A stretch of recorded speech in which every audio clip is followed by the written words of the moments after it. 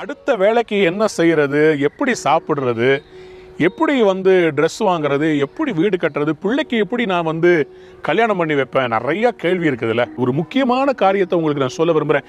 நீங்கள் நாளைய தினத்தை பற்றி கவலைப்படாதீங்க. கவலைப்படுங்க, ஆனால் கவலைப்படாதீங்க. அக்கறை இருக்கணும், ஆனால் அது கவலையாக புலம்பலாக மாறக்கூடாது. அக்கறை வேற, புலம்பல் வேற. அக்கறைனா ஜென்யூனாக என் பிள்ளைகளுக்காக நான் சம்பாதிக்கணும், நான் சொத்து சேர்த்து வைக்கணும், நல்ல அவங்களுக்கு வேண்டிய தரமான ஒரு கல்வி கொடுக்கணும், தரமான உணவு கொடுக்கணும். இதெல்லாம் நல்ல எதிர்பார்ப்பு. ஆனால் ஐயோ எப்படி செய்வேன், ஐயோ எப்படி நான் நடத்துவேன், ஐயோ எப்படி, ஐயோ ஐயோ ஐயோன்னு சொல்லிக்கிட்டே இருக்கிற சில பேரை நான் பார்க்க முடியுது. அன்பானதுடைய பிள்ளைகளை, உங்களுக்கு ஒன்று சொல்கிறேன். ஆண்டவர் பைபிளில் போட்டிருக்காரு, காகங்களை கவனித்து பாருங்கள். இந்த காக்காவை பற்றி கொஞ்சம் யோசித்து பார்த்துருக்கீங்களா? காக்காவுக்கு யாருங்க சாப்பாடு கொடுக்கறது? காக்கா கிட்ட பணம் இருக்குதா போய் கடையில் போய் சாப்பாடு வாங்குறதுக்கு? காகத்தை ஆண்டவர் எப்படி போஷிக்கிறாரு? அதுக்கு போஷிக்கக்கூடியவர் உங்களை போஷிக்க வல்லமை உள்ளவராய் இருக்கிறார் அல்லவா? ஆகாயத்து பட்சிகளை கவனித்து பாருங்கள். அவைகள் விதைக்கிறதும் இல்லை, அறுக்கிறதும் இல்லை, ஆனாலும் பரமபிதா அவைகளை போஷிக்கிறார். நீங்கள் காகங்களை பார்க்கிலும் விலையேறப்பட்டவர்கள் அல்லவா? அன்பானதுடைய பிள்ளைகளே, அவருடைய சாயலில் படைக்கப்பட்ட நமக்கு கடவுள் செய்யாமல் இருப்பாருங்களா? கண்டிப்பாக உங்கள் பிள்ளைக்கு ஃபீஸ் கட்டுறதுக்கு உதவி செய்வார்.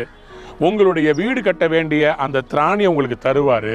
உங்கள் வேலையில் உயர்வை தருவார். உங்களுக்கு சாப்பாட்டை கொடுப்பாரு. உங்கள் பிள்ளைகளுக்கு நல்ல எதிர்காலத்தை கொடுப்பார். தயவு செய்து கவலைப்படுறது நிறுத்துங்க. இன்னொன்று சொல்லட்டுமா? இந்த காக்காவை பற்றி நம்ம சின்ன வயசுலேருந்து கதை கேட்டிருக்கிறோம். இது திருட்டு காக்கா. ஆமாம், ஞாபகம் இருக்குதா?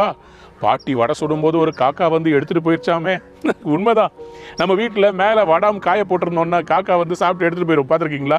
சின்ன வயசில் நாங்கள்லாம் இந்த சாப்பாடு மீஞ்சிருச்சுன்னா எங்கள் அம்மா குழச்சி அதை ஒரு வடா மாதிரி போட்டு மேலே நாங்கள் வத்தல் காய வச்சுருப்போம். காக்கா பார்த்தா ஃபுல்லாக எல்லாத்தையும் சாப்பிட்டு முடிச்சிடும். தான் மட்டும் இல்லை, மற்றதையும் கூப்பிட்டு ஃபுல்லாக சாப்பிட்டு முடிச்சிருவார் தலைவர். ஆனால் அதே காக்கா கிட்ட ஆண்டவர் எலியான்ற ஒரு தீர்க்கதரிசி கிட்ட கேரி தாற்றண்டையில் உட்கார சொல்லிட்டு காகத்துக்கிட்ட ஸ்விக்கி டெலிவரி கொடுத்து அனுப்பிச்சாருங்க.